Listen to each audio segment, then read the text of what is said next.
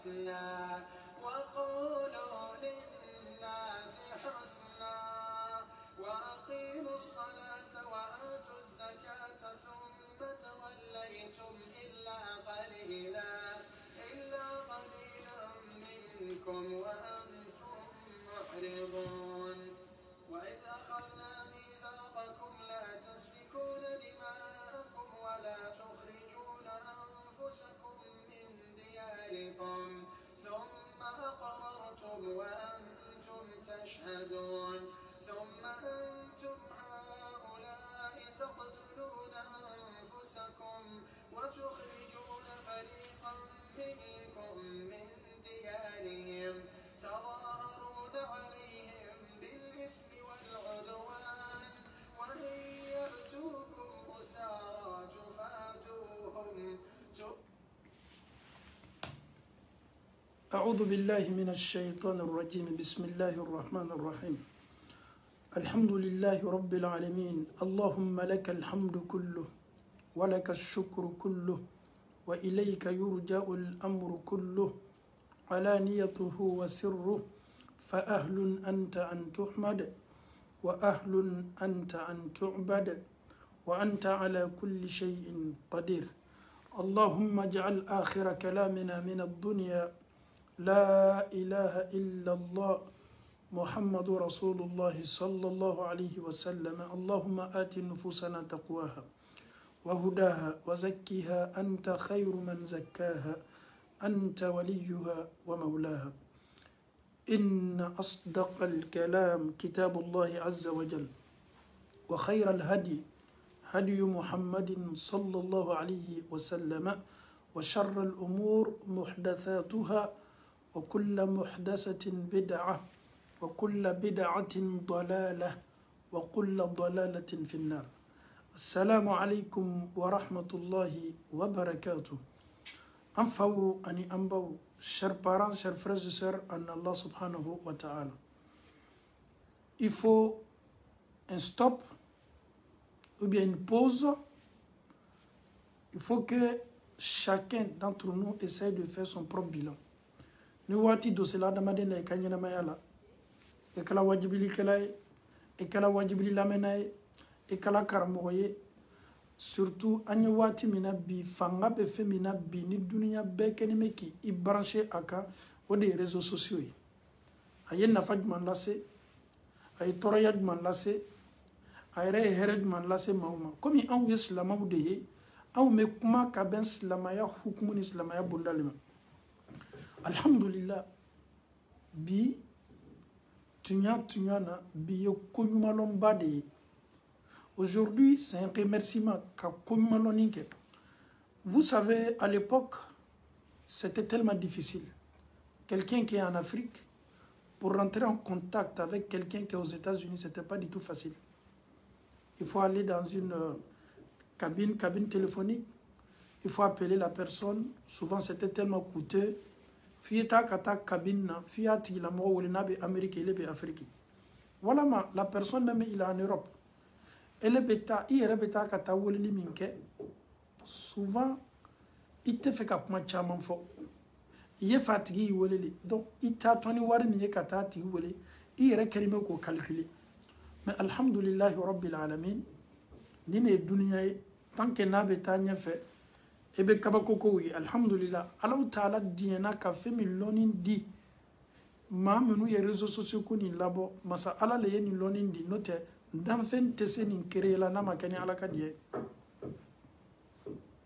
alhamdulillah, rabbil alamin. Je commence, alhamdulillah, mais une folie kerekerenin la se joma folo. Ma munu yo couragita. Ka oyere inscrire réseaux sociaux kan. Au début, c'était pas du tout facile. Ma chama ya la bashi. Karamo chama ya ke fen haramunu ye. I almaminto bena munu réseaux sociaux kan. Et karamoto ebena mon réseaux sociaux comme alhamdulillah rabbil alamin ni ko wati janyana tunya be di koma alnate bela nemi yarabe kumana almamin chama ene kele imam Diané on doit prêcher seulement à la mosquée tu viens chercher quoi sur les réseaux sociaux muso munu bo la kolomla luka yoro do chemunu be manamana ke adamade ni be bara keni ala chema la il faut même pas écouter mais alhamdulillahi rabbil alamin bi olu bela ka foni sina ka do réseaux sociaux ko la o maneni o magbashi parce que olu yɛrɛ b'a dɔn bi k'a fɔ ka Allahu Taala kumakan cori k'a lase a ye don dusukun na a yɔrɔ ɲumanba le ten donc alhamdulillah an b'olu yɛrɛ fo olu minnu yɛrɛ nana ka na fara n ka nin baara la an b'o fo kosɛbɛ o ka timinandiya la an b'o fo kosɛbɛ o ka courage la duniyalatigɛ ye nin de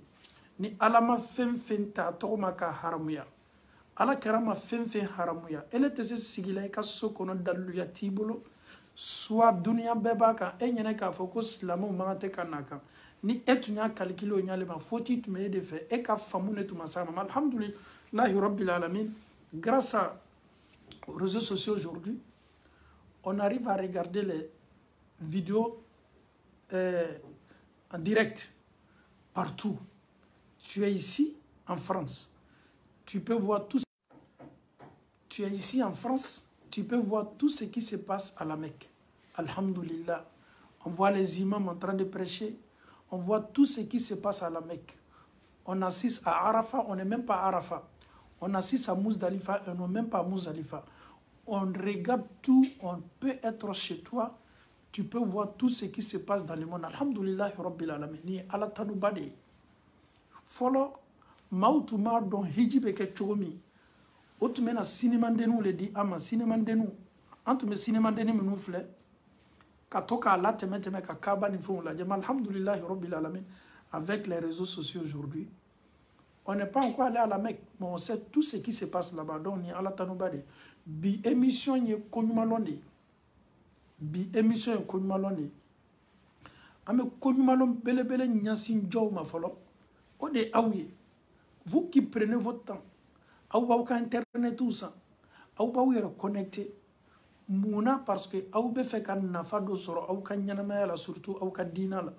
On était gratuité malgré les réseaux sociaux ça est partout, mais c'est pas du tout gratuit. Gratuité de et bien quand on a follow le internet là donc alhamdulillah foli belebele jontaye odeye en faou ani ambaouye surtout on commence par le WhatsApp aujourd'hui ayen na famille là c'est en faou ni ambaouma ala ma chance di be ma kata mandarasa la wana ma kata école là mais grâce alhamdulillah à ce système qui est le WhatsApp amba do be ali ka fatia kalan atunka gbele uma o sela ko yere ye groupe senman do ka groupe munu sigila ka adama do ka an fawni an baw ka kalanya o senia wallahi amofo ame foli la seni groupe seniman bema WhatsApp kan sans exception groupe munu sigila nyonka nte politique ma de groupe munu farla nyonka ko ka Allahu Taala ka dina focogo ɲuman lase an faw ni an baw ma ka maaw ka kalanyaw seniya ka o nɛnw sabati Allahu Taala kumakan fɔli la k'o kara kurana la kurana kalancogo ka tila k'o kara tafsir la Allahu Taala kumakan fasari o yɛrɛ bɛ tila fana k'o kara hadisa la ala kɛra ka barokɛkanw subhanallah bi grâce à WhatsApp an bamusow b'a dɔn fɛn min ye alikuranɛ ye grâce à WhatsApp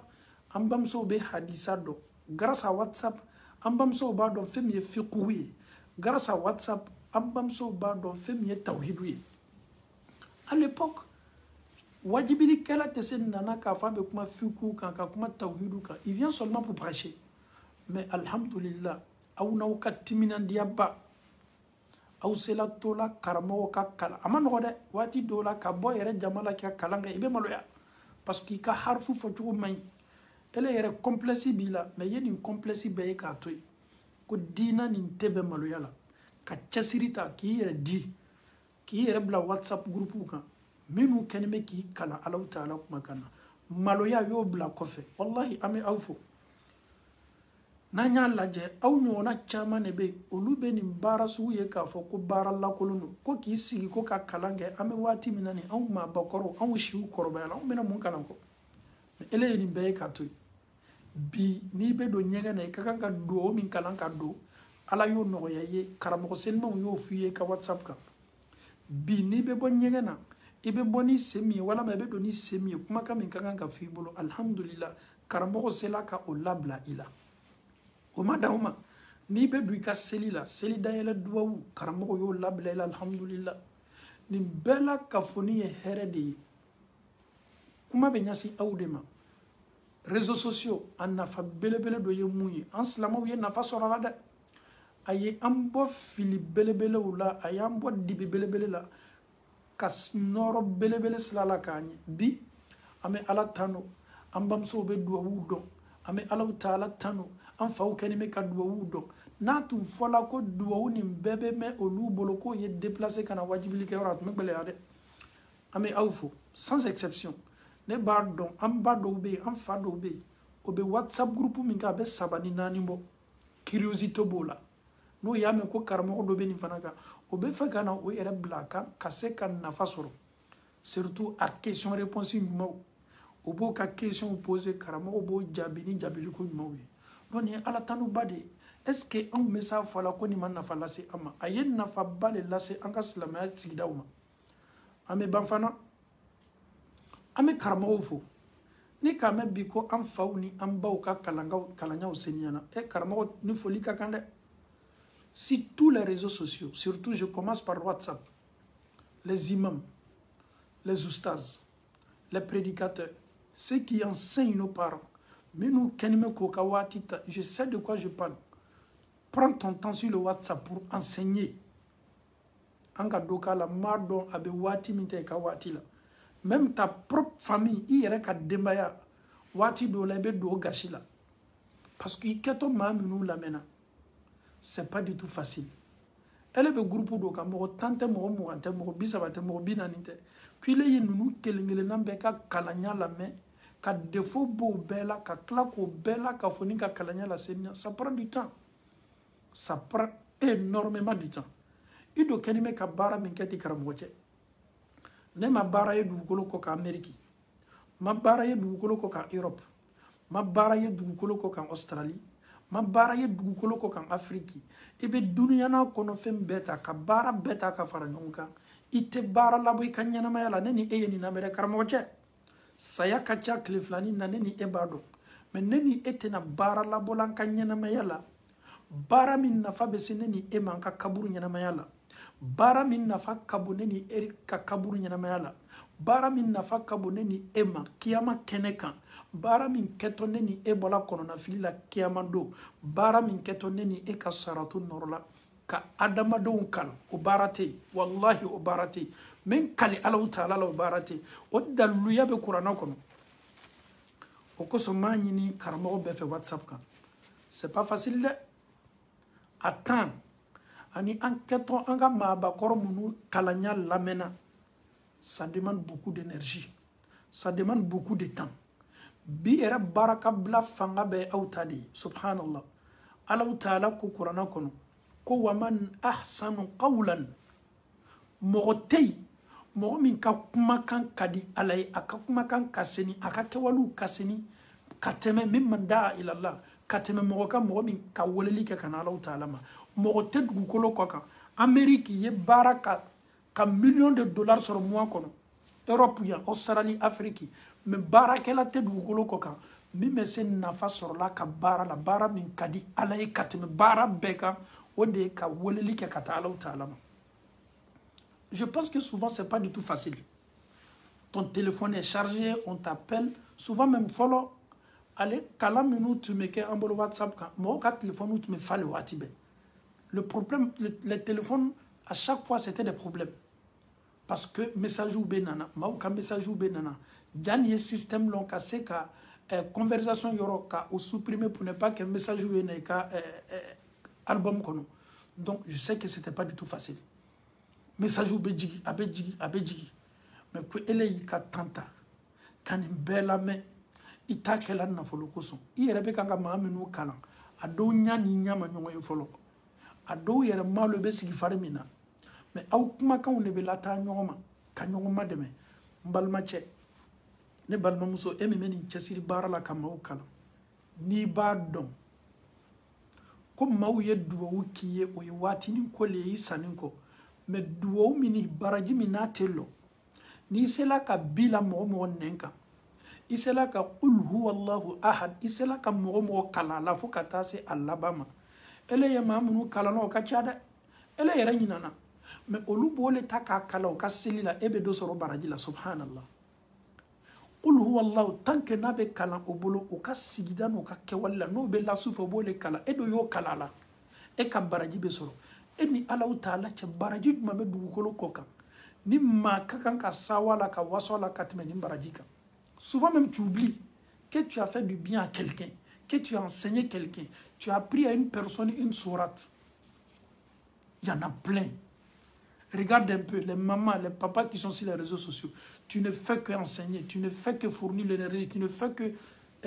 enseigner les parents. Subhanallah. Wallahi, ni on menim baradillo. On y a deux fois à ma donc à force ça demande beaucoup de temps. I kenime ka mamunu kala otesi sarala otesi sara koro bi otesi sara koro sini kada ka mami me ala ko fiye dan fente dugukolo ko kamime so sara koro no ala taala ko wa man ahsanu qawlan mimman da'a ila Allah wa amila salihan wa qala innani min almuslimin mo juma me mo min ka kuma kadi alaye mo min ka kuma kan kaseni kuma kan juma me min kadi min kaseni katime maka mo min koko Allah taala ko mo min koko qul huwallahu ahad kiyafo mo min koko tabbat yada kiyafo mo min ka wolali ke kan Allah taala ma me min fi nan balmache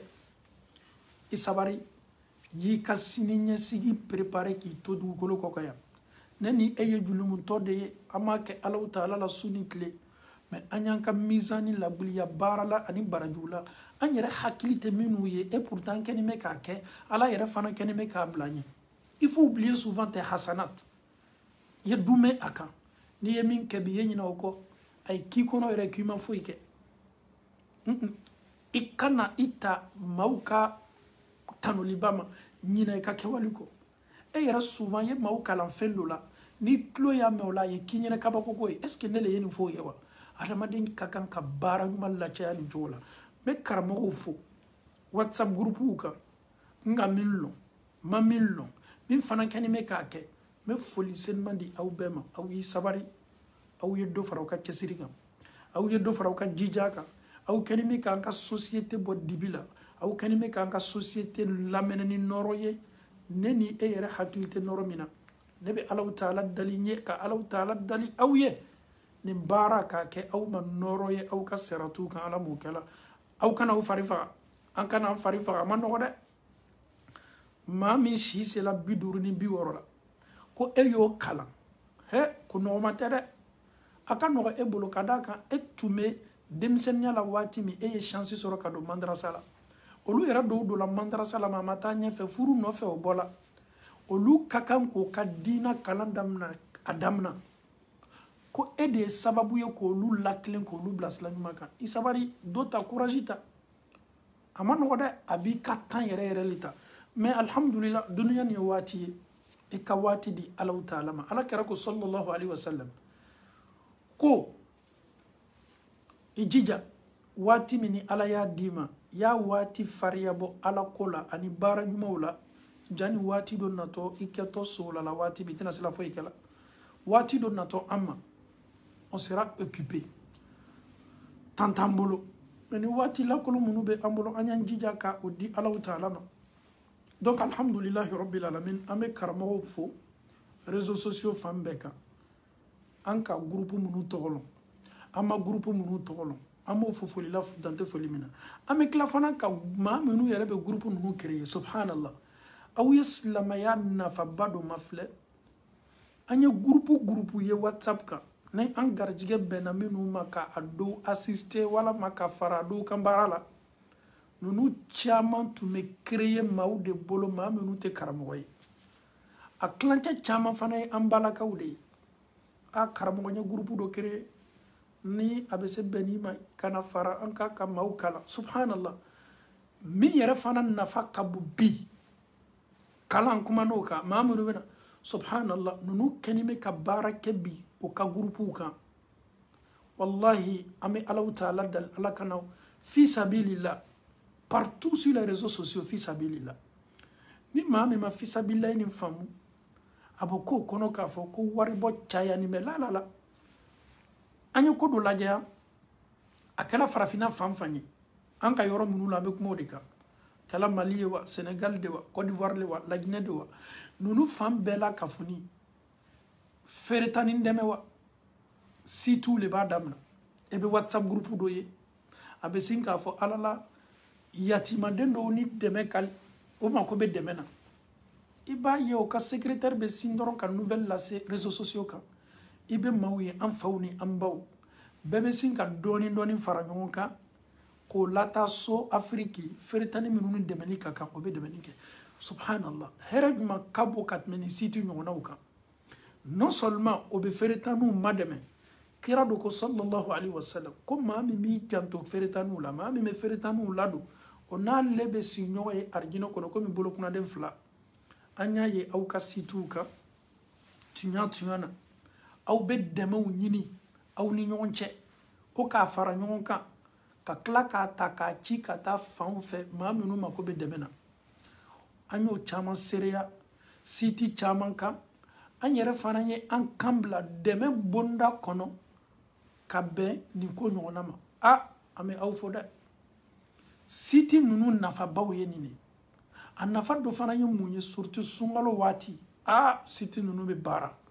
n tɛ kan ka siti kelen ka kuma fɔ dɛ siti farala ɲɔgɔn kan ala ko baara la nunu ka baara le ten minnu yɛrɛ tɛ nin fana kɛla o ye nin bila u ka système kɔnɔna na ni sunkalo sela waati bɛɛ u bɛ fɛnw fara ɲɔgɔn kan ko k'a lata ka taa mɔgɔw suntigɛ mɔgɔ minnu mako bɛ dɛmɛ na baara ɲumanw de ye ten dɛ aw ye maa minnu suntigɛ sunkalo tɛmɛni aw ka siti kan aw yɛrɛ ɲinana o baara kɔ o fisabilila ye kɛla aw bolo aw ɲinana mais wallahi alaw ta ala ma ɲina ala y'a sɛbɛ ka aw makɔnɔ don kosɔn don min aw bɛ na aw yɛrɛ ye kɔnɔnafili la aw ye baara ɲuman minnu kɛ ka aw yɛrɛ ɲɛsigi nin baara ɲuman de bɛ na aw bɔ kɔnɔnafili ninnu la aw ye banabagatɔ joli ma dɛmɛ banabagatɔ dɔw ka ko fɔla an ye o y'a message bila aw ka sitiw kan e ye wari lana i yɛrɛ bɛ wari lana mɔgɔ min ma k'a lana tɛ dɔrɔn ka d'a kan i ka kan k'a lana dɛmɛ bonda kɔnɔ i yɛrɛ m'a tigi lɔn aw ye ɲɔgɔn bɛn siti de kan est-ce qu'il bɛ nin baraji dɔn ele ye nin baara ɲuman joli le k'i ka ɲɛnamaya la ka bɛn aw farani bɛ ɲɔgɔn kan siti dɔ la nin siti kɛni bɛ ka aw bila alasila kan o kosɔn an b'a fɔ aw ye minnu fana ye responsable ye siti ninnu kan minnu ye responsable ye siti ninnu kan aw y'a dɔn k'a fɔ ko ninnu sitiw mandarasaw don kilasiw don misiri kɔnɔlaw don ala kofɔ yɔrɔw don ala bato yɔrɔw don diinɛ faamuya yɔrɔw don kunnafoni di yɔrɔw don badenya kɛ yɔrɔw don nin ka kan ka sabati baara sugu min ka kan ka sabati an ka sitiw kan o de ye ten donc an b'a ɲini aw fɛ nin whatsapp a y'aw mako don a la a y'a mako don a la a y'a mina sɛbɛ la tuma dɔ nin ne kɛtɔ arijinɛ dila e ma e t'a dɔn e bɛ baara minnu kɛla nin kan ni maa yɛrɛ t'a kalama i ni maa min bɛ sigi la n'ale m'a dɔn k'i bɛ siti dɔ kan et pourtant e ka bonya ni ka baara ɲumanw bɛɛ bɛ taa la nin kan donc i ye timinandiya ta courage ta a wari bɔ kana i tɔɔrɔ i kɛni bɛ ka wari min bɔ k'a don madɛmɛni bonda kɔnɔ tuɲa na sini ɲɛsigi ɲuman le k'i ma kɔnɔ an bɛ alaw ta ala dali ka faamuyali ko nɔgɔya an bɛɛ la ka fɔ n ye ala m'o kɛ la whatsapp b'o cogo la viber b'o cogo la instagram b'o cogo la youtube b'o cogo la aw farala ɲɔgɔn kan siti kan ka alaw ta ala ko fɔ walama ka adamadenw hakili ladi ala ko la alhamdulillah an bɛ tila ka na se facebook ma parce que a caman na maa caman b'o de ye facebook maa caman b'o de messagew ye n'i tɛ groupe min whatsapp kan tuma dɔ facebook kumakanw bɛ taa whatsapp kan walama whatsapp kumakanw bɛ na facebook kan facebook fana y'a sugu dɔ ye ale fana bɛ ko la sɔnnayaba kɛ mais whatsapp baara fanga ka bon dɛ donc maa minnu fana bɛ facebook kan n'o kɛni bɛ k'o ka waatiw ta ka an faw ni an baw ma dɛmɛ u ka diina faamuyaliko ɲuman na aw y'a dɔn k'a fɔ ko baara belebele le ni aw y'a dabɔ n'aw bɛ baara ni nafa lɔ ala kɛra ko sallallahu alayhi wa sallama ko man da'a ila hudan kana lahu min al-ajri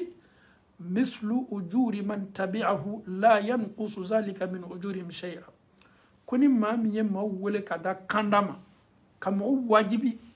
ele kɛtɔ mɔgɔ welela nin kana alaw taala ma souvent les vues sont très importantes en islam. Souvent, les vues sont très importantes. Kabe mouma, ceux qui vont t'écouter. Et bien, bara mikaini ala chemalala. Tous ceux qui vont t'écouter, que ce soit 200 personnes, que ce soit 100 personnes, que ce soit 5 personnes, nin kelengele nambe, o keto femi lamena elle est là. Elle est keto deme minkela. Ini ala yere chemalala. No lu fana ye bara o takake, ikoko kana ninke o takela, ikoko ye ninke o kenime kake. Tant que no lu be action ke, ni baraji kemele kaka kadoma ala bolo wala ma baraji tan, ala bo ya baraji tan doma, ele minkela sababu ye ko bla bara la, o ka baraji tan nyongona fana nyongombe di e fana ma, o lu ta fana be to bolo, foi to bolo tala. Donc, ni bara mi mikela ambolo, kon nafa suguni ne bala anka kan ka do fara bara ni kande akana logo bwana akana negi bwana akana fotina tuna ambara me wajibili la mena la ni emmena wajibili la mena ebe se ka ire reposer doni e ba to bolo kadaka komi eye chamando awundo ye kalanso le la sunitli awu me fe kan ka dina famundo awu makeloni galaye awu me fe ka familialita tuma do ni esegala la menina e ba to ma to bala men. Donc, réseaux sociaux n'a pas de l'été. Donc, meni nyasin karamo bema. Facebook, wajibili kala uchayala da ntunyeni ufo coronavirus damna wati. Karamo tunchayala réseaux sociaux ka. Peut-être confinement le non fait. Karamo yo kuna bo. Mais, kou no ya damna na doni. Karamo tununa tuni. Nota wati la. Betu maka sokonodo.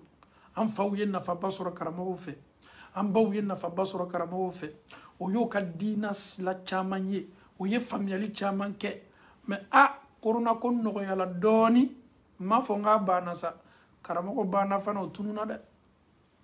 otununa ni karamo chayala woleli la dawala, kera mi mala ode chieni me majigi, fanga teke chieni na. Kame ko ambalma musoni ambalma chaw be chieni kala réseaux sociaux kan ni ambe yere kala la men bagaye na ambe kala fo bagaye ka la se mauma chieni mame yambulo mena to la ma kelema ma flama mini alaw taala i gardige kalana bani me ka la se koko tanti bolo men ma donc ka foko fana ka participation kam mademenin ke ka ala ko lase abislamaya le latanya fe abislamaya le sabati abislamaya bon nogola abadama do mademe tumado ma do be kadi oluye ni esina kabo diana mo dianya yere ko so bono kuluma jo ila ko sebe ki lame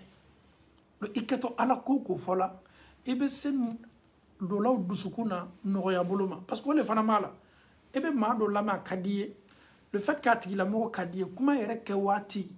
tunya na ikuma ka mesin kardo atigila mola. Il y a ça aussi, il y a la pédagogie ma dobe akadie. No tibana kumana akuma ka mesin kardo ila kadaka tu veux l'écouter. Donc tumado fana ma dobe ele ka ko kadi oluye ko sebe donc o fana me fait qu'il la met. Donc anya donc avec les réseaux sociaux tunya na ay onslama nafa. Aye nafa lase amabi nafa mi fanga kabo ambalma muso alhamdulillah fona nyo galon tige de ma fongo be me chama yin sutara ta damna kuma minu be fo alaw taala kuma ka minu be fo chama o ye sutara tali damna alhamdulillah muna o be kanga wajibulu la no watibe sino bisamata o kode ou bien gbanyamata o kode muso minu yere kelime bika sutara ta a klancha be sutarata wajibili lamele no fe no to chawte de menu chaw ya to ya ta olu kado bi katme wajibili kala sababu ye ka menu blatalila muso be whatsapp kan abe facebook kan akulo be wajibili kauna atulo be wajibili kauna tunya na ale yere nana siksa ka yere kontebo ka yere laje anana ye ka fo tunya na wati do sela nema sayabe kanga ke sangani wati be karamo be kanga minfo karamo muso be kanga minfo tunya na edo ne ye njanto nyere lati donc akela sababu ye bi kanga société transformée kanga société changer kanga sigida changer kanga yoro changer ni bela kafoni munye maw yo yere di kase alaw taala kuma kan lasela maw fana yo yere di kase alaw taala kuma kan lamena donc an bɛ karamɔgɔw fo kosɛbɛ réseaux sociaux nin kan surtout Facebook kan an b'a fɔ an karamɔgɔw ye baara min kɛni bɛ aw bolo aw y'a kɛ ani Alahu Taala kosɔn aw fana y'a dɔn k'a fɔ k'a kɛni bɛ ka nɔbila caman kɛ dusukun na dɛ a kɛni bɛ ka yɛlɛmani caman kɛ a kɛni bɛ ka changement caman kɛ a kɛni bɛ ka mɔgɔw comportement caman yɛlɛma e kelen pe kosɔn wallahi ni e yɛrɛ sela ka maa 2 maa 3 mɔgɔ 100 mɔgɔ 200 mɔgɔ 1000 k'olu sela yɛlɛmana e sababu la wallahi n t'a fɔ n k'i donna arijinɛ kɔnɔ dɛ mais tuɲa na i ka baara ɲuman i kɛni bɛ ka a multiplier k'a multiplier ne ni e dɔ bɛ dugukolo kɔ kan yan an tɛ foyi ma k'an ka baara ɲumanw la caya julumukow ko an ma bɔ o la pour que Alahu Taala ye se arijinɛ dilan an ma ele kelen pe sababu la mɔgɔ 1 mɔgɔ 2 mɔgɔ 3 e do ka baara min kɛni bɛ k'a kɛ mɔgɔ 1 de y'a lamɛn o fana y'a ta k'a d'a ka mɔgɔ wɛrɛ ma o y'a lamɛn o fana y'a ta donc e kɛni bɛ ka baraji sɔrɔ tele 1 pe kɔnɔ baraji min maa dɔw tun bɛ san 10 kɛ o tun tɛ s'a sɔrɔ la e kɛni bɛ ka baraji dɔ sɔrɔ tele 1 kɔnɔ maa dɔw bɛ san 20 kɛ o ka ɲɛnamaya la o tɛ s'a sɔrɔ la c'est tellement énorme n'i bɛ courage ta a baara la a ta n'i b'i yɛrɛ di nin baara la i yɛrɛ di foyi k'i fari faga foyi k'i décourager duniya ni c'est éphémère borifɛn ɲuman bɛ n bolo o bantɔ le siyɔrɔ ɲuman bɛ n bolo o bantɔ le donfani ɲuman bɛ n bolo o bantɔ le mais fɛn min tɛna banna o de ye ala ko min da maaw nɛn kan ye bi min la maaw nɛn kan ye maaw wele ka na Alahu Taala min ma wallahi ni nin baraji bɔra k'a yɛrɛ ka i la kiyama don a bɛ k'i kɔnɔ i tun b'a fɔ ko ni n tun k'a lɔn n tun bɛ n ka kɛwale bɛɛ la ka fɔ ni dabila fo Alahu Taala ka diina laseli kira sallallahu alaihi wasallam a y'a dɔgɔcɛ mina londo a y'a burancɛ mina londo a y'a benɔgɔcɛ dencɛ mina o ye ali le ye ali dola nin bonda bɛɛ kɔnɔ ala kira sallallahu alaihi wasallam a dɔgɔcɛ le ye ali ye ale fa ni ali fa o bɛɛ la ka fɔ ni ye fa kelen ba kelen ali fa de ye kira lamu sallallahu alaihi wasallam kira fana de ye ali lamu ala kira ko ali ni maa kelen pe kanda sababu kɛla e ali ye ali i jija ye mɔgɔ kelen pe bɔ fili la ali ka ɲɛnamaya la maa kelen pe kanda ye kɛ e ali sababu ye o ka fisa e ali ma ka tɛmɛ arabuw b'o ka kɔnti bloqué min bila ye n'a bɛ fɔ a ma ko ɲɔgɔmɛ wule mɔgɔ kelen pe dɛ kira y'o de fɔ mon frère en Allah subhanahu wa ta'ala imagine tu es en Suède Danemark en Suisse en Angleterre que dans ta communauté tu as pu convaincre tu as pu prêcher tu as pu toucher le cœur de 10 ou 3 et 20 personnes ni récompense lajɛ kiyama lo hali ni den yɛrɛ t'i bolo o den bɛ duwawu kɛ fa yɛlɛ a nɛɛma ye s'a ma sanni kɔ mais subhanallah ele ye bi la maa minnu nɛn kan olu bɛ kan ka baara kɛ ele bɛ kan ka bénéficier olu ka baara kɛli baraji la k'i to i ka kaburu kɔnɔ i sala mais i ka baara ɲuman bɛ kan ka bugu a bɛ kan ka bugu parce que i ye baara ɲuman de ɲɛsigi i yɛrɛ ɲɛ ɲumanya tɛ tunu dɛ an ye kɛ baara ɲumankɛla ye n bɛ to yan ka n kalandenɲɔgɔnw bɛɛ wele k'a ɲɛsin karamɔgɔw ma baara nin an y'an cɛsiri ka baara nin kɛ an ye nin baara kɛ ani Alahu Taala cɛmala la an y'an jija nafa tɛ ko o ko la bi réseaux sociaux kan an y'an seniya ka bɔ a bɛɛ la a dɔw ye mun ye clash tɛ an baw nafa clash tɛ an faw nafa clash nafa foyi t'a la la yusminu wala yughni min ju' a tɛ dɔ fara i fari banku kan a yɛrɛ fana tɛ kɔngɔ bɔ i la karama sira nana kana nin clash nin fana bɔla kana nin clash a t'i nafa duniya a t'i nafa lahara nafa fosi tɛ a la ele ye kɛ maa ye maa min bɛ maaw nafa kira ko sallallahu alaihi wasallam ahabbu nnasi ila Allah anfa'uhum linnas mɔgɔ min ka di ala ye que tu sois sur les réseaux sociaux ou bien en dehors même des réseaux sociaux n'i ye fɛ i ye kɛ ala diɲɛna mɔgɔ yɛrɛ yɛrɛ ye ele ye kɛ maa ye maa min bɛ société nafa une personne qui est utile pour la société mais une personne où les gens viennent te regarder seulement toi tu es là seulement pour clasher pour insulter mais tu es connu pour ça hali ni marabaliya ko dɔ nana ni ko kuntan dɔ nana bɛɛ mako b'e de la parce que maaw b'a dɔn k'a fɔ Et fanate baragberla kanikosu nyonake.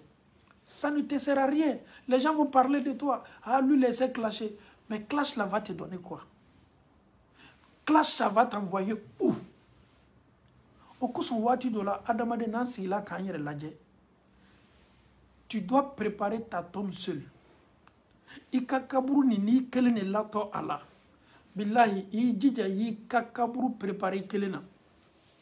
C'est très important. Parce que ninko bela kafonim bantoli.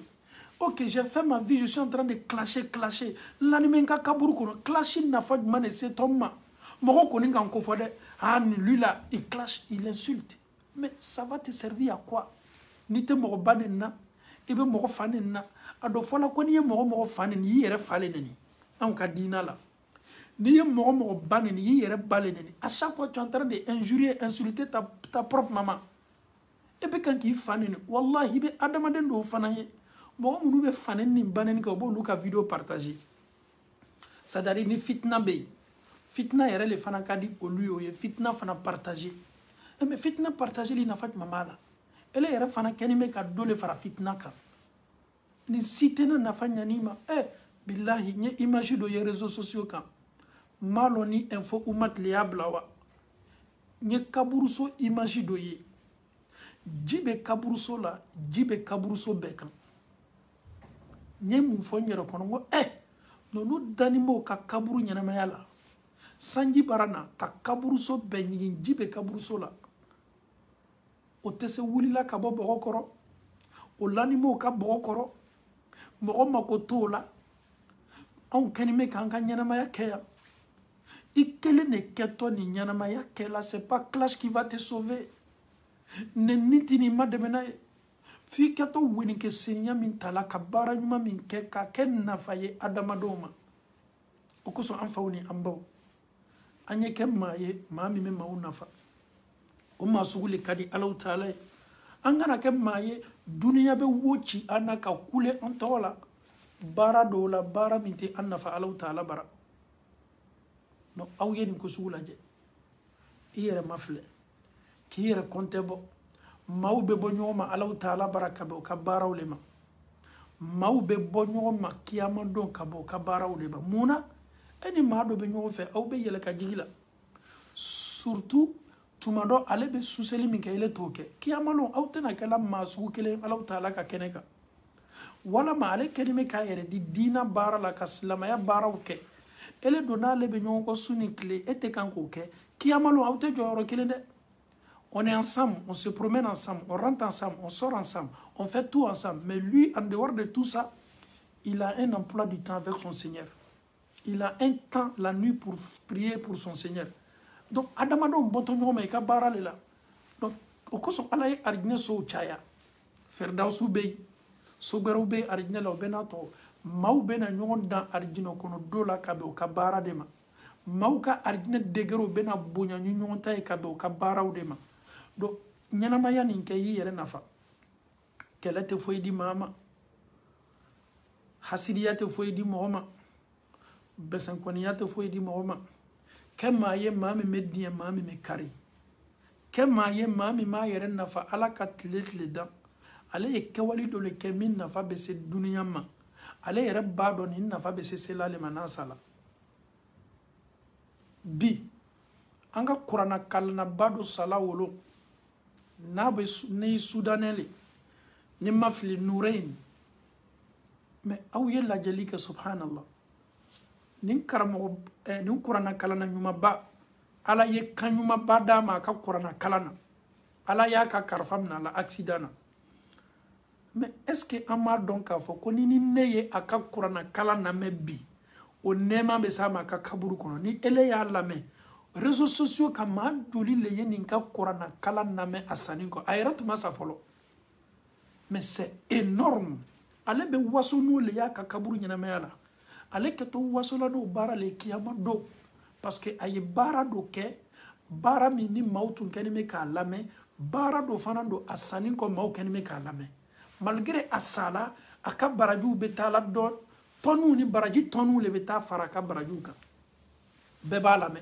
maw bala me YouTube la maw bala mo kam o ka bori fɛnw kɔnɔ mɔgɔw b'a lamɛn Facebook kan maaw b'a lamɛn donc ale yɛrɛ bɛ yɔrɔ min na a ka kaburu kɔnɔ subhanallah la nuzaki ahadan ala Allah anw tɛ maa si kisi k'a fɔ arijinɛ kɔnɔ don mais tunya na baara ɲuman n'i sala ka baara ɲuman to i kɔ e bɛ kan k'i ka mizani de labuli c'est ce qui est le plus important parce que londo fɔla Allahu Taala bolo Kuranɛ kɔnɔ londo fɔla Allahu Taala bolo Kuranɛ kɔnɔ Allahu Taala ko yawma yafirru al-mar'u min akhi ja londo natɔ maa si tɛna se la maa nafa la yawma la yanfa'u mal wala banun illa man ata Allah biqalbin salim maa si tɛna se la maa nafa la bɛɛ kɛtɔ kɔnte la mun kan n tɛ kɔnte n fa kan n tɛ kɔnte n ba kan n tɛ kɔnte n den kan den tɛ kɔnte a fa kan n tɛ kɔnte n muso kan muso tɛ kɔnte a cɛ kan bɛɛ kɛtɔ kɔnte la mun de kan o de ka baara ye ha o le ye lɔnba ye bɛɛ kɛtɔ kɔnte la i ka baara le kan qu'est-ce que j'ai fait n ye mun kɛ en dehors de mes prières n ye mun kɛ en dehors de mes jeûnes n ye mun kɛ en dehors de mon hajj ne ye mun de kɛ ka n yɛrɛ ɲɛsigi n bɛ ni ladilikan di n yɛrɛ kuma ka tila k'a di i fana ma kɛ maa ye maa min b'a yɛrɛ kun nafa baara ɲumanw kɛli la kɛ maa ye maa min nafa bɛ lase a ka famille n'a ka denbaya ma sois une personne positive sois une personne douce i jija dugusa kana gbɛ ka damina ka bɛn f'i ye nafa dɔ lase ala kɛra ko hadisa la sallallahu k'a fɔ k'ale ye don tawaf ka itikafu kɛ misiri la a ye waati dɔ kɛrɛkɛrɛ ka don misiri la o waati tun ka di ala kɛra ye sunkalo tile 10 laban a b'a ka denbaya to yen a bɛ fɛn bɛɛ to yen ka don misiri kɔnɔ ka taa yɛrɛ lakolonya ni ala dɔrɔn ye tile 10 walama tile 9 a bɛ misiri kɔnɔ itikafu a tɛ bɔ fo selidon sɔgɔma a ko ale muhamadu sallallahu alaihi wasallam a ye taa baden dɔ dɛmɛ a ye taa hajutɔ dɔ dɛmɛ a ye taa mɔgɔ dɔ bɔ tɔɔrɔya la a ye mɔgɔ dɔ ka service k'a ye o ka di ale ye k'a ye to misiri la a kelen a kɛni bɛ ka Alahu Taala bato ja adamaden ma dɛmɛ ka di Alahu Taala ye ka nafa lase maaw ma ka maaw wele weleli ko ɲuman na ka société ma dɛmɛ ka société ladi ni ne ka bon an ma ni ko bɛɛ la ka fɔ ni donc alhamdulillahi rabbil alamin an faw ni an baw réseaux sociaux ni an y'a ta k'a nafa bɔ balimaya bɛ tugu a kan maaw bɛ ɲɔgɔn dɔn a kan ɲɔgɔn bɛ kɛ réseaux sociaux kan dɛ aw n'aw ka kalanden monsieur Diané an caman bɛ ɲɔgɔn dɔn ka sɔrɔ an ma ɲɔgɔn ye on sait que lui là c'est Mohamed Diané je sais que ceux qui me suivent là aussi alhamdulillah c'est mes frères et sœurs en Allah nous nous sommes connus sur les réseaux sociaux et nous nous écoutons et nous nous aimons. Moi, de mon côté, je vous aime tous en Allah. Et quand je suis là, vous êtes connectés, alhamdulillah, il y a la joie. Je sais que je suis avec mes frères et sœurs. Je suis avec les fidèles. Ils veulent apprendre la religion. Ils veulent écouter la parole de Dieu. Donc, ça me réjouit. Parce que je sais que mes frères et moi, nous sommes tous prêts, alhamdulillah, pour écouter la parole de Dieu. Donc, je vous aime en Allah. Donc, ça renforce ce lien qui est entre nous là. Si je me rends en Espagne, ah, monsieur Diané, je suis tant, je te regarde. Ok. Ah, c'est que tu es mon frère en Allah. Je me rends en Guinée. Ah, monsieur Diané, je te regarde souvent, je te vois souvent. Ah, ok, donc tu es mon frère. Donc, nous sommes des frères. C'est comme ça. Abanka balmaya sindi, abanka balmaya dia. Nafaba de bala. Sinon, les réseaux sociaux, nous tous, ando tu me sens que meke, en tout ignorant, en tout ignorant, en yere fana mako yere tout ignorant. Ni yere kala sababuye ka amma do ignorant ka amma suru ignorant. Si tu as un problème, tu appelles ton imam. Ah, imam, salam alaikum, j'ai telle question, une fois, deux fois. L'imam, il sait déjà qui m'appeler. Donc, c'est ça aussi les réseaux sociaux. Ça nous approche. Abangwere nyona, abamado nyona, abanka ko dia nyombolo. Ni komi mei, iba yedron information me chori fambe fe. Ni ala kaira mi kandola kele, ale besinka kaira partager. Ni mantoro, ni toroya do yandola kele solo mi esayai. Il informe tous ses amis. C'est ça aussi les réseaux sociaux. Il faut savoir l'utiliser. Il faut savoir c'est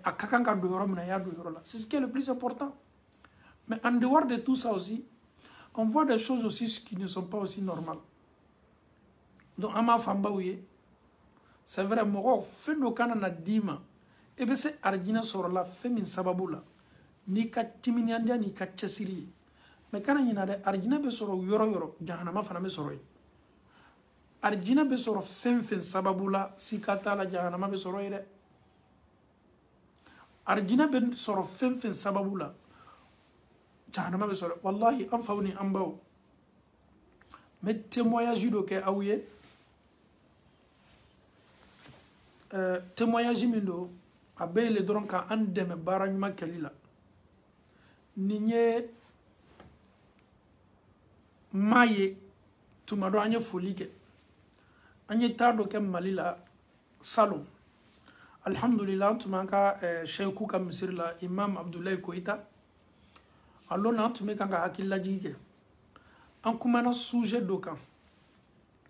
ka bɛn tubabula sigiɲa ma a sujet ça parlait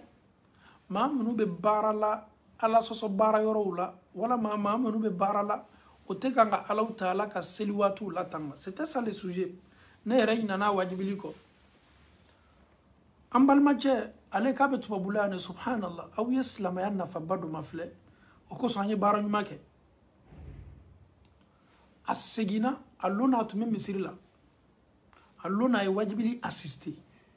parce que adamaden maa min bɛ siran ala ɲɛ kumakan dɔ bɛ yen n'a fɔla a bɛ don dusukun na adamadenw tɛ kelen ye tuma dɔ maa min yɛrɛ y'a bɔ a da tuma dɔ e min y'a lamɛn o ka limaniya fanga ka bon ka tɛmɛ mɔgɔ kan mɔgɔ min m'a fɔla nul n'est parfait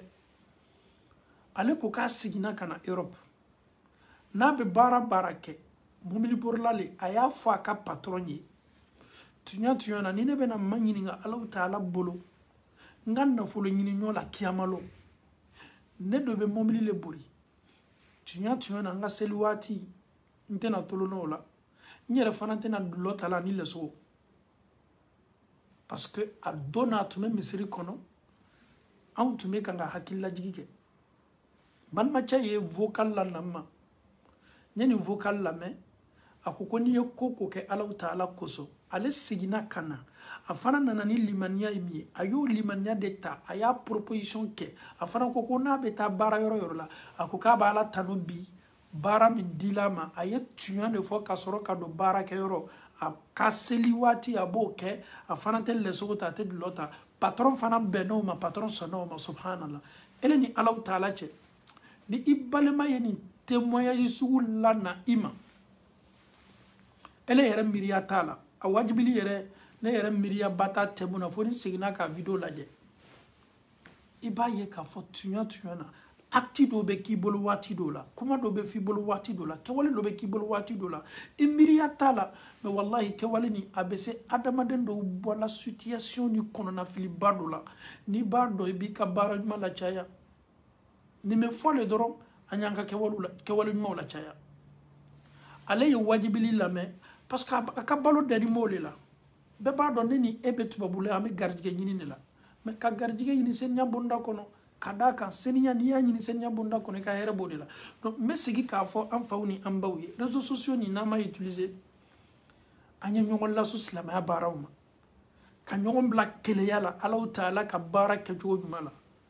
nunu ye nin kɛ ala ko la i lɔn an fana ye an jaga kan an la nunu ma ka baara ɲuman kɛ ka tɛmɛ nunu la nunu bɛ ni de sugu ka ɲi mais n'a sɔrɔla k'a fɔ ko aw bɛ alaw taala kumakan lamɛn aw ko ne ni aw ye teri ye ne ko ne ni aw ye teri ye aw bɛna taa nin mɛn ne bɛna taa nin mɛn ko an bɛɛ fara ɲɔgɔn kan ka don arijinɛ kɔnɔ aw ka kalan ne ni ne ye ne bɛ wajibili partager aw minnu bɛ ne lamɛn aw bɛ tila fana ka dɔn partager est ce que ne ni aw tuɲa na est ce que ala yɛrɛ bɛna diɲɛ k'a fɔ ko aw ni ne ko an ye kɛ fankelen fɛ wa n t'a fɔ n ka seni dɛ n ka kuma laɲini t'o ye ne ɲinɛ k'a fɔ ni aw bɛ wajibili lamɛn aw ka wajibili partager le ka kan ka caya ni aw bɛ wajibili lamɛn aw kana aw yɛrɛ bɔ ɲɔgɔnya tuguni maaw la maa minnu tɛ wajibili lamɛn aw ni ne ka kan ka fara ɲɔgɔn kan ka so olu samana k'o bɔ ka wajibili labɛnbaliya la mais aw bɛ wajibili lamɛn mais aw bɛ tila ka dɔn ni ala sɔsɔ k'o partager mais aw ye fɛ olu fana ye mun kɛ minnu t'a lamɛnna waati dɔ la an ye sigi k'an yɛrɛ lajɛ k'an ka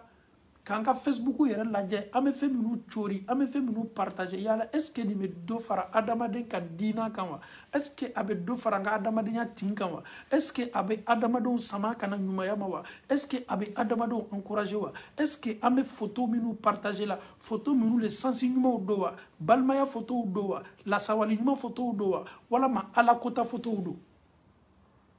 silama hali ko ka sawa ka nisɔndiya ka yɛlɛmuguni kɛ k'o bɛɛ ye saraka de ye k'i balima filɛ dɔrɔn ka sawa la mais waati dɔw la anw ka fɛn partager n'u tuɲa na i b'i yɛrɛ ma ɲininka nin ko k'ale kɛni bɛ ka karamɔgɔcɛ lamɛn tuma dɔ a san 2 le ta bɛ karamɔgɔcɛ lamɛnna a dɔw yɛrɛ b'a fɔ ko kabini 2015 m'i lamɛnna 2015 ni bi cɛ bɛɛ b'a dɔn o san 4 walama san 5 quelqu'un qui te dit qu'il t'écoute depuis 2015 ou bien je l'écoute depuis 2014. Non, moi je suis ami avec lui depuis 2016. Et mais moi je pense que toi tu dois être comme lui. Tu dois t'associer à lui pour que vous prêchiez ou partagez la parole de lui. C'est ce qui est le plus important. Mais le fait que tu l'écoutes, tu es abonné, chez toi-même à la maison, ton mari même, il tient qu'un film. Parce que ni wajibili la même warala musola, o tchauba fo kika karamoche. Moi je pense que tu dois être un exemple chez toi. Ka yɛrɛ furucɛ la k'a fɔ tuɲa na mɛ n ka tan ta la ka kumakan minnu lamɛn mɛ n ka tan ta la ka alako min lamɛn n fana ka kan k'o le yɛrɛ souvent c'est beaucoup décourageant comme ala baara la maa t'i fari faga la maa tɛ découragé la n'o tɛ an kanuɲɔgɔn caman bɛ yen ni min y'a ye an y'a fɔ ka tila k'a fɔ on peut tolérer une fois mais 2 fois 3 fois ka taa ye k'a fɔ e tɛ kan ka foyi cori réseaux sociaux kan parce que an bɛ don la le ka actualité lajɛ ni e ta ye dɔn kɛ fɛnw de ye maaw ka ca minnu bɛ fɛ ka alako lamɛn an bɛ se k'e retirer ka bɔ an ka amiw la i tɛ retirer la juguman kosɔn dɛ parce que i bɛ fɛ ka anw bila fɛn filɛ de la an bɛ kan k'an yɛrɛ kɛlɛ sanga ni waati bɛɛ pour que alaw taala ye an ma dɛmɛ an ɲa kana fɛn min ye mais ele bɛ kan ka o fɛn na waati bɛɛ aw ma donc n'i y'a ye bi maa dɔw ko ka olu mako tɛ réseaux sociaux la c'est à cause de ce genre de trucs.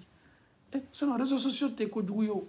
e min bɛ fɛn ta k'a bila kan e de b'a kɛ kojugu ye e min bɛ fɛn ɲuman ta k'a bila kan e de b'a kɛ kojuguman ye donc an y'an jija ni ladilikan ye ne ta ye ni ladilikan ye aw fana ta ye i tɛna silantan ye la parce que ni silantanw on n'est pas amis avec les non musulmans nous les musulmans nous sommes tous des amis surtout quand il y a prêche ni wajibili bɛ yɔrɔ min na c'est ici an bɛɛ bɛ ɲɔgɔn forum ba de ye ten mais moi je vois beaucoup les choses de mes fans souvent, je me pose la question. Mune dolama, mune kanima soro. Donc souvent, on est quand il y a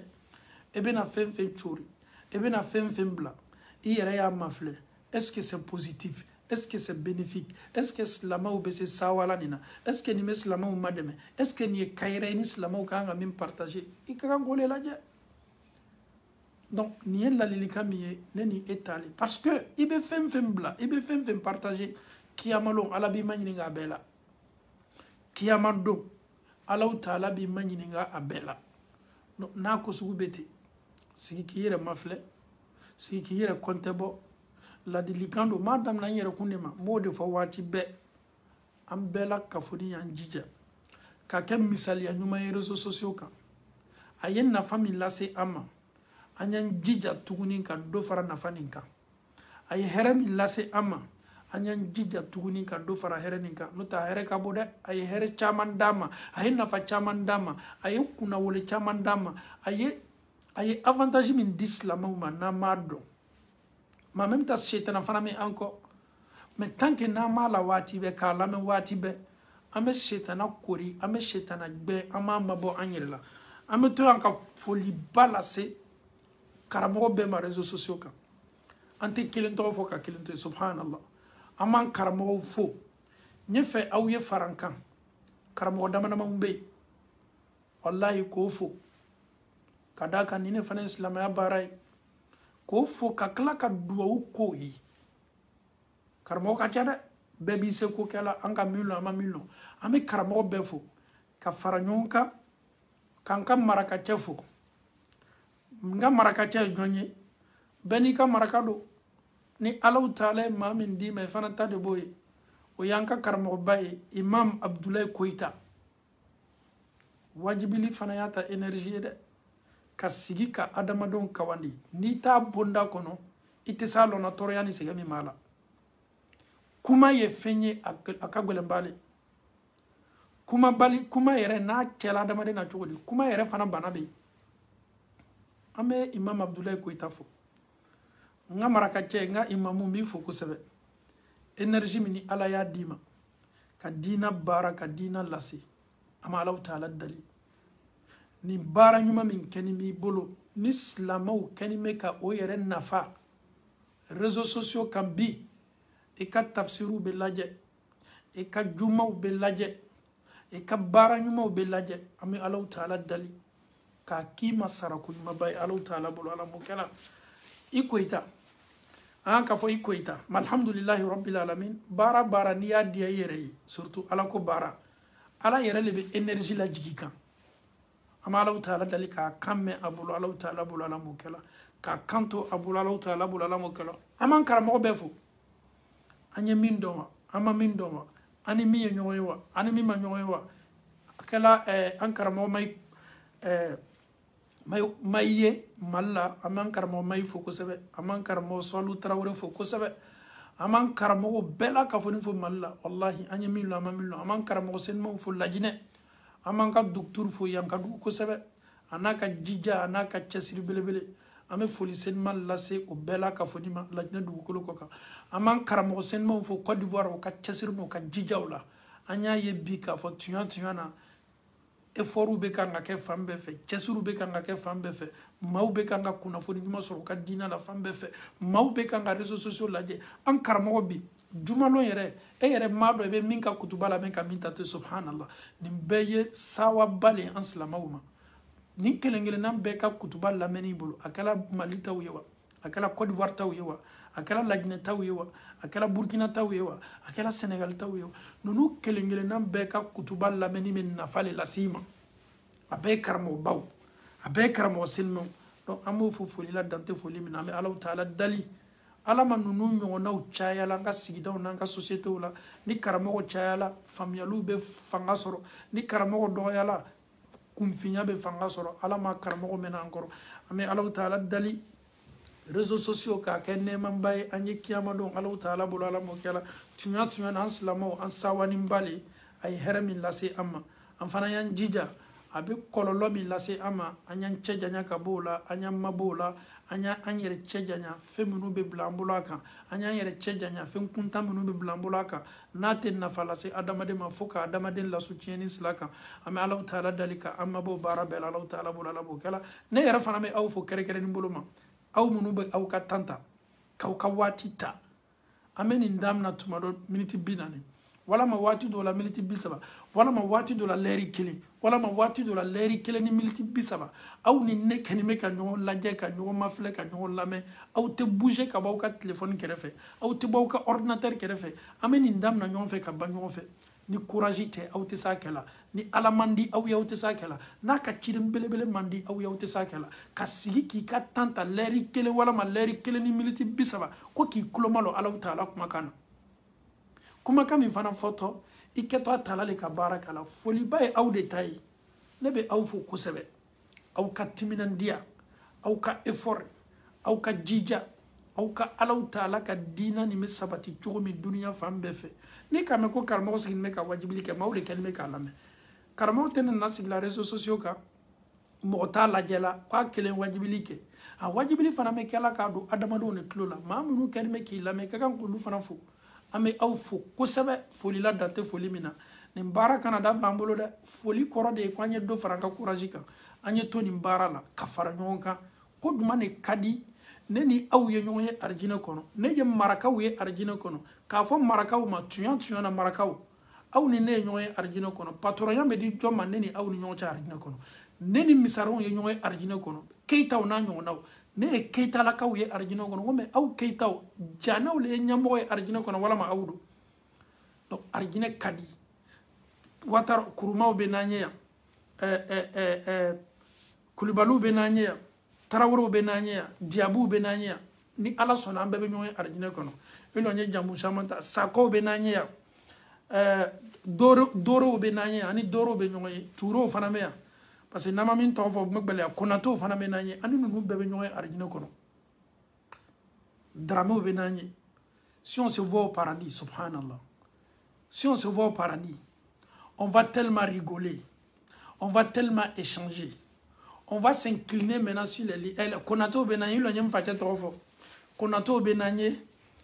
parce que mɔgɔ arijinɛ di ala ɲaɲa Sisoko bɛ n'an ye ani bɛɛ la ka fɔ ni ne kɛtɔ inshallah si ka foyi t'a la an tɛna don arijinɛ kɔnɔ ka ɲɔgɔn ten mes amis en Allah est-ce que vous savez que faveur dɔ bɛ an ni ɲɔgɔn cɛ si vous aw dɔ la kelen walama anw ni dɔ banna siratu tɛmɛna hadisa le hein écoutez très bien mais si il voit pas ses amis Imam Diané ne voit pas ses amis en Allah ou bien les amis ne voient pas Imam Diané ils vont dire Dieu on veut compléter notre joie on ne peut pas rentrer comme ça au paradis si c'est au Benanye Allah va faire comme le bila Allah j'étais toujours avec eux nous étions toujours connectés Monsieur Diané était avec nous Dieu je ne le vois pas ou bien Monsieur Diané va me dire mais Dieu j'étais avec mes amis chaque nuit on parlait de toi alors nous on vient de traverser le pont Sirat mais Dieu nous est là Allah va faire qu'est-ce que tu veux Dieu n'y fait yo labo tasmana ko faranka meta do arjino kono kanka dia dafa subhanallah Allah taala be jomma fele jomma fo ko ate do arjino kono fo ana teri minute me ko kelema Allah yo lula ba arjino kono subhanallah Allah ba fo ay inna tanimi teri minu la ko ye bo kafara ikan kiye do arjino kono ki ka dia ni ka sawa dafa hadisa ko Allah ba ka masaya bolota ka lado jahanama kono a teri be ala be sin ko beta ko o labo jahanama kono ko dama ka beta do arjino kono aw yaw ka dia dafa est-ce que moi je vais vous oublier est-ce que vous allez m'oublier parce que nous nous sommes aimés l'amour est basé en Allah je vous aime en Allah avec mon cœur je sais que vous aussi vous m'aimez en Allah donc cet amour en Allah là ça sera bénéfique le jour de la résurrection pour nous on va s'en servir de ça ça va nous aider je sais que inchallah ni Allah Ta'ala sonna l'amour en Allah kano Allah Ta'ala koson Monsieur Diabaté en Italie on va pas vous oublier on va pas oublier les Italiens c'est de Bergamo c'est d'Italie partout où nous sommes passés on va plaider nous allons plaider pour nous que ce soit la France l'Espagne l'Italie l'Allemagne l'Angleterre Suède Danemark États-Unis Canada Australie l'Afrique, partout.